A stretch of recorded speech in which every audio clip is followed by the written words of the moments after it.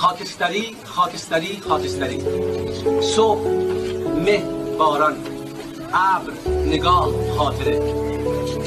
در من ترانه‌ای نبود تو خوندی، در من آینه‌ای نبود تو دیدی. ریشه‌ای بودم در خواب خاک‌های متبرک، بیباران در نگاه تو سبز شدم.